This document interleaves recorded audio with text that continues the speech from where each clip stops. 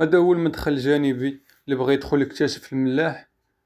غندخلو وغنديرو واحد الجولة ممتعة غتعجبكم بزاف. كيف ما كتشوفوا هاد البني هنا راه قديم، اغلبية ديالو مبني بالحجر. بنوه البرتغال في القرن 16 حيت كانوا محتلين هما هاد المنطقة في مدينة جديدة. كانوا محتلينها ما بين 1502 و 1514 ميلادية. كانوا احتلوا هاد البلاصة وبنوا في هاد الحي البرتغالي وكانوا مسمينو مازاغان. بقاو مستعمرين هاد المدينة ديال جديدة شي 250 عام. هما مستعمرين من 1502 حتى 1769 هما مستعمرين هاد المدينة حتى تدخل السلطان محمد بن عبد الله هو اللي جاو حرر هاد المدينة ديال الجديدة. اصلا هما من بقاو محاصرين في هاد الملاح ما بقاوش عندهم الموارد، ما بقاوش عندهم باش ولاو كيشوفوا راسهم غير كيخسروا في هاد المدينة، فهمتي؟ مبقاوش عندهم باش يعيشوا. صافي قرروا يمشيو. من قرروا يمشيو خلوا هاد الملاح كما هو، المدينة ديال الجديدة فجروه وخلوا الملاح. من تفجرات المدينة ديال الجديدة تما فين سموها المهدوم. من عاد تدخل عاوتاني السلطان محمد بن عبد الله هو اللي جاب الناس من المناطق المجاورة وسكنوا هنا جديدة وصلاح جديدة. من تما ولات سميتها جديدة، نورمال كانت المهدومة ولا جديدة. دازت من ثلاثة المراحل: مازاغان اللي سموها البرتغال، من بعد ما مشى ولات سميتها المهدومة، من بعد ما صلحها السلطان محمد بن عبد الله ولات سميتها جديدة. راه كاينه في كنيسة كانوا كيمارسوا فيها الطقوس الدينية ديالهم. من بعد ما مشاو خلوه بحال هاد المآثر التاريخية اللي الناس دابا كيجيو كيشوفوهم. كاين فيهم ناس مغاربة ساكنين هنايا. دابا مختصين هاد الحوانت اللي هنايا دابا كيبيعوا عليك الشيء التقليدي، الصناعة التقليدية، حيت كيجيو الأجانب كيعجبهم هادشي. وهذه هي الكنيسة اللي كنت دويت لكم عليها من قبل. هذه هي الكنيسة ديالهم اللي ولات دابا مسرح. دابا مع فصل الصيف كاين اقبال كبير على هذه المنطقه. كاين بزاف ديال السياح من العديد من المدن المغربيه وحتى من الخارج كيجيو هنا دابا يشوفوا هذه الصناعه التقليديه ويشوفوا هذه المآثر التاريخيه اللي كاينين هنا. لكن في فصل الشتاء ولا الربيع ولا ما كيجيوش الناس بزاف هنا، قليل. غير في فصل الصيف اللي كيجيو شويه السياح هنايا وكيشوفوا هادشي. من بعد ما غنديروا واحد الجوله هنايا في الازقه اللي كاينين هنا فين كاين ساكنين الناس، غادي نطلعوا للملاح الفوق. كاين واحد المنظر خطير تما من الفوق غادي يعجبكم بزاف.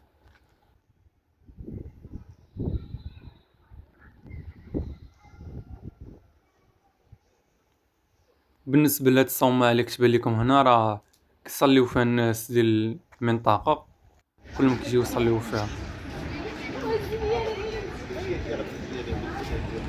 كما كتشوفوا هنا راه العديد من الصناعه التقليديه. وهذا هو الباب اللي كتدخلوا منه. هذا الباب الثاني اللي كيشوف المدينه. وكاين الباب الاخر اللي دخلت منه انا هو اللي حدا المول، بلاصه ديال الطوبيسات. احنا دابا غادي نطلعوا للفوق غتشوفوا المنظر رائع. وكاين داك الباب اللي فيه الحديد لتحت، راه غادي ننزلوا وغادي ندخلوا ليه عاوتاني. وهذا منظر رائع. هنا راه كاين القهاوي، كاين المطاعم اللي بغى يجي يفطر هنا ولا ياخذ شي حاجه في العشيه راه كاينين هنا. ملي كتطلع الملاح الفوق راه كاين جوج دورات، كاين واحد على اليسار وكاين واحد على اليمين.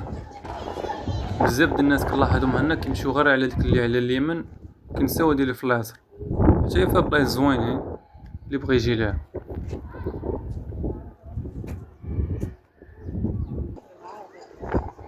كيف ما كتشوفوا هنا الاطلالة الرائعة على المون.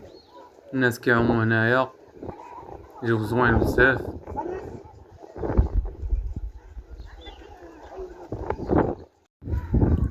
وانت كدور وسط الملاح كيبان لك بزاف ديال الديور هنايا ساكن فيهم الناس. ما هنا كتكتشف باللي راه ماشي غير معلمة تاريخية هاد الملاح، معلمة تاريخية وفي نفس الوقت مسكن العديد من الناس ساكنين هنايا. وحتى الموقع اللي جا فيه هاد الملاح موقع استراتيجي وفيه بزاف ديال الابراج الدفاعية.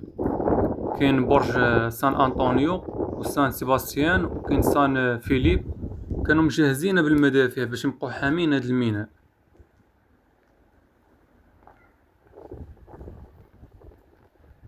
في الملاح كله عامر بالاطلالات على مدينة جديدة.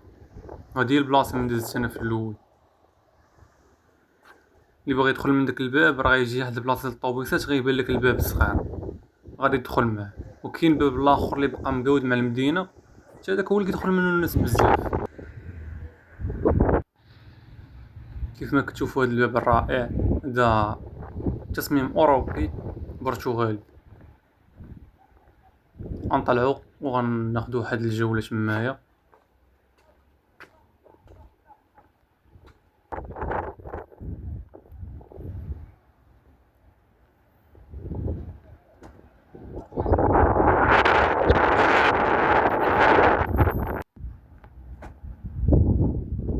هنا كاين بحال البيت صغير،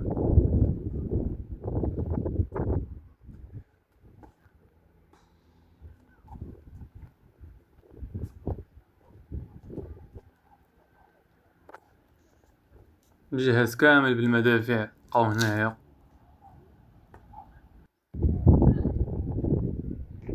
حنا دابا غادي نرجعو وغنمشيو للدورة الثانية اللي خلينا في الاول. هادو اللي كيبانو لكم لتحت راه خارجين من داك الباب ديال الحديد اللي كنت شفتو في الاول فاش كنت طالع. واحد شويه غادي نمشي ندخل ليه من تما. هادي هي الدورة الاولى.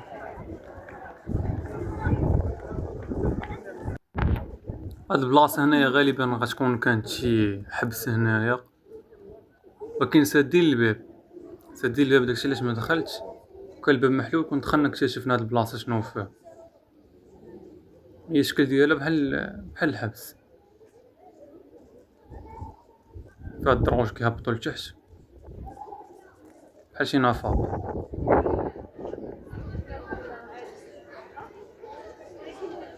شو الباب راه مصور شي دايرين القفل، وهنا الطابلو فيه المعلومات اللي بغا يقراها. وهنا فين كينقزو الدراري دابا مع الماري هابطة ما كانوش دراري بزاف هنا. هادي اعلى قمة كاينة تما.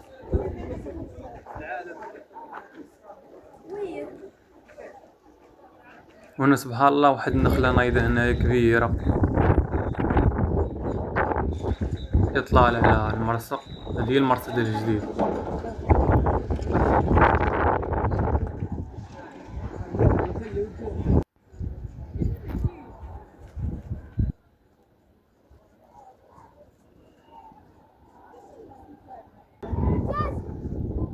غنطلعو نكتشفو هاد البلايص هنايا.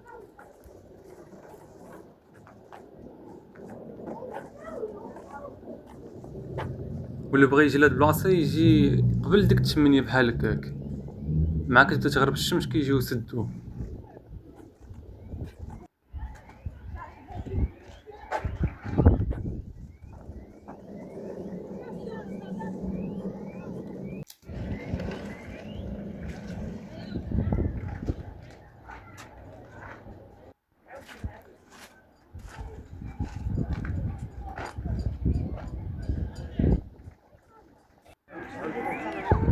عنده مجموعة من الإطلالات على بزاف ديال البلايص زوينين هنا في المدينة الجديدة. كما كتشوفوا العائلات والأطفال مستمتعين بالمكان. كنت صادفت مع شي أطفال دول المخيم، دراري وبنات جايبينهم باش يكتشفوا المآثر التاريخية الموجودة بمدينة الجديدة.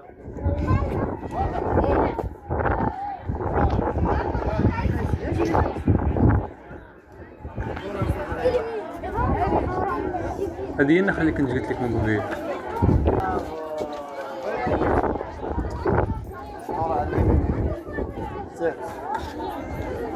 صراحة يستاهل الزيارة. أي واحد جا لمدينة جديدة يجي يزور هذا المكان السياحي.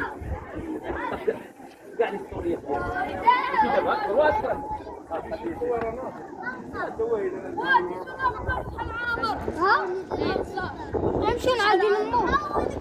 واو لازم نشتت.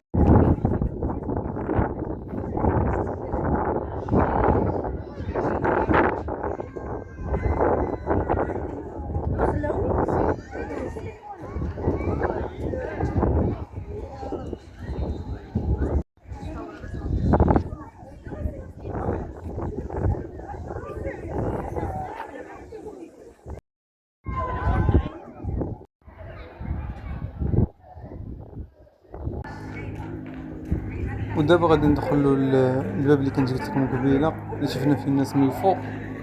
غندخلو ليه، هو مكان جميل جدا يستحق الزياره.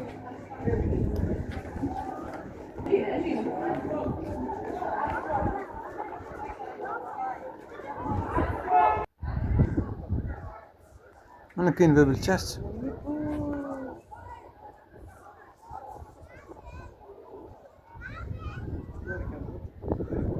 مكان جميل.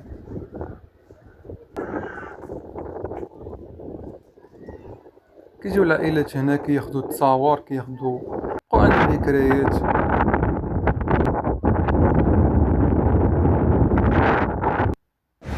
دابا هذا هو من الخارج باش كيبان. حتى هنا غيكون الفيديو، ما تنساوش لايك وسبسكرايب.